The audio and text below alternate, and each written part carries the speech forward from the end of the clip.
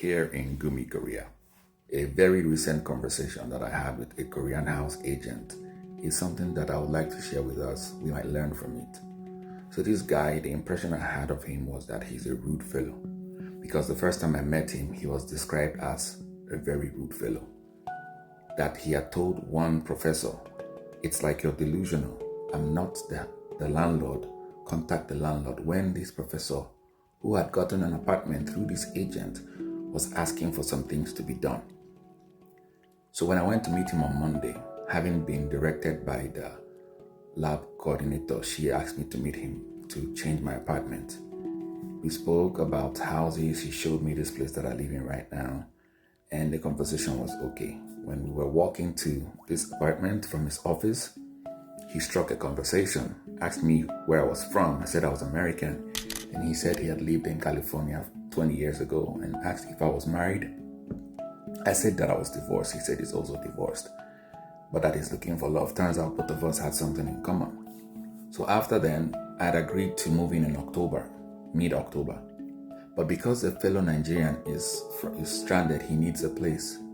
I now decided to move in this weekend. So I messaged him and told him, "Hey, I'm going to move in this weekend." He said, "That's okay." So the next day, we signed the contract, and I paid.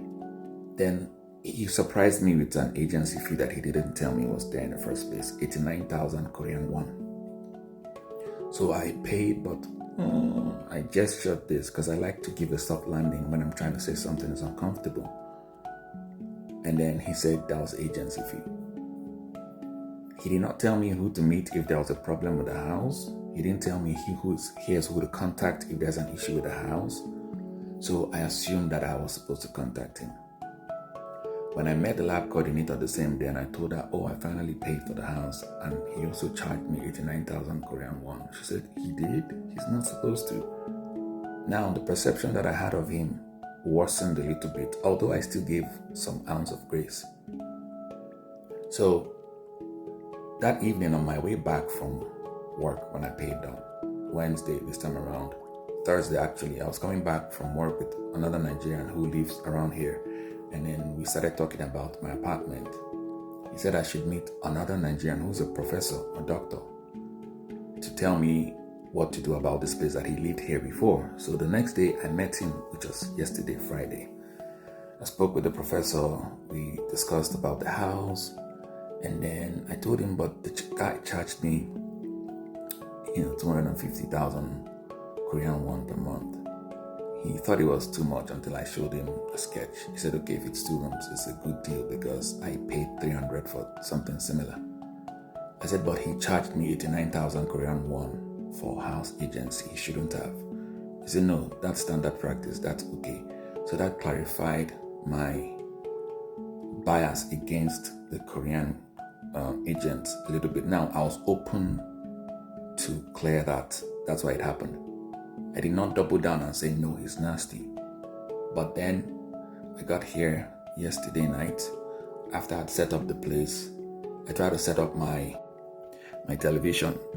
Unfortunately, the HDMI is not working, so I got frustrated. But this was around midnight already. It was past midnight. But then again, this light here wasn't working. Another one on the laundry section wasn't working. I had sent him a picture of the two around 4 p.m. yesterday. He didn't respond. So I assumed maybe he didn't want to respond. Maybe he's trying to do to me what he did to that professor.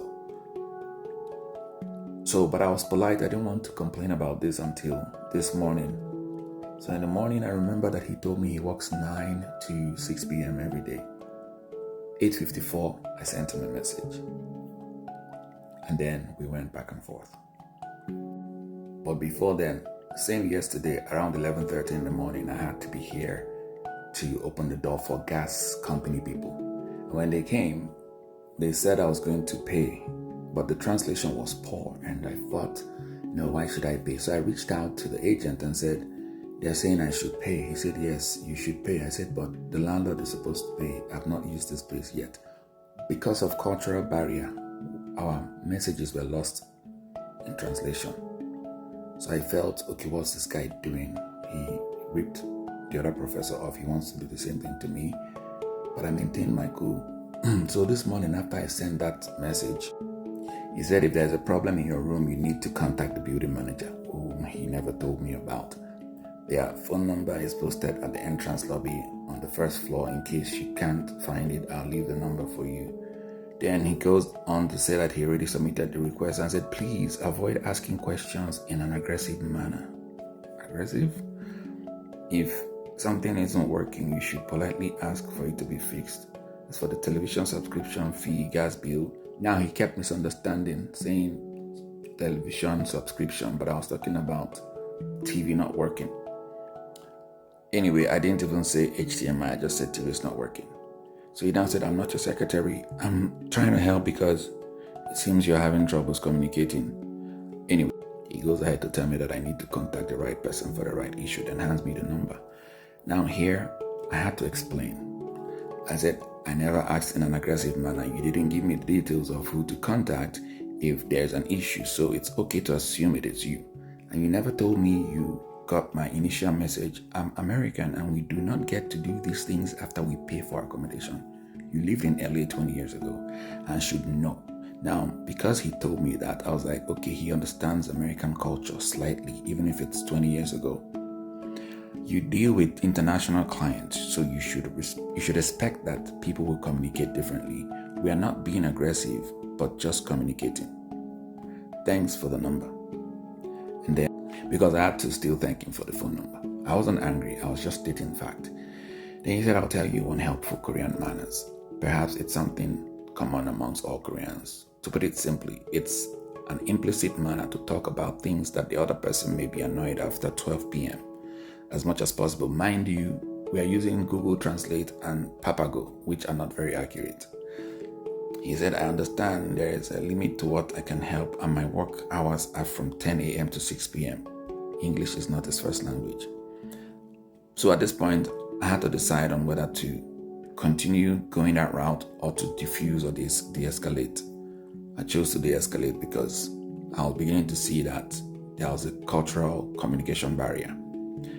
I said, apologies for the mix-up about your working hours. I might have misheard you. I thought you said 9 a.m. to 6 p.m. That's why I messaged at 9 a.m. Then he said, I don't know if you understand, because the first start of their day determines the log of the same day, whether their business goes well or poorly, depending on what they do.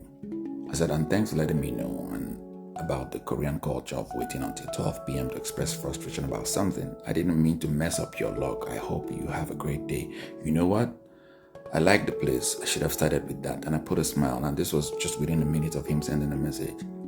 Then I said, I did it for you at 9 o'clock that day. Weekdays 9 to 6, Saturdays 10 to 6, Sunday 10 to 4. So I replied, I appreciate you. He said, you will probably understand Korea well and do everything well. And that's because I'm taking a positive attitude towards this. Mind you, I did not deny my valid experience. I said, this is what happened. I'm not being aggressive. I don't do this where I'm from. I shouldn't be talking to building manager after I've moved in about things that are not working. They're supposed to be in place before I move in. He said, first of all, I'll talk about fixing it in the house. You get in touch. Now, when it's Papago, it just messes things up between Korean and English translations. Should I wait until 12 p.m. before contacting the building manager? What do you advise? Now I'm asking him for advice. And to make it up for this morning, let me take you to drink this weekend. And then he now clarified something that Professor had said wrongly. He said mainstream Koreans are alcoholics, while the minority are not alcoholics. So I was happy to hear that somebody who had a job, who worked, doesn't drink, he prefers coffee. So he said, sorry, he doesn't drink, he doesn't smoke. I now offered to do coffee. So I explained to him what our professor had. So as you can see, I had the option of escalating or de-escalating. But I have to also make provision to acknowledge that, okay, there's a communication barrier here. And then I practiced it, okay, I suspended judgment, my preconceived bias against him. Then I unlearned what I thought about him, then I relearned. So now I'm trying to have a conversation with him. And for me, this is the APUR model. If you want to learn about it, the link is in my bio. Something that might help. Once there's a cultural difference, a cross-cultural communication, people should be careful how they interpret things and not be quick to judge and come to conclusions.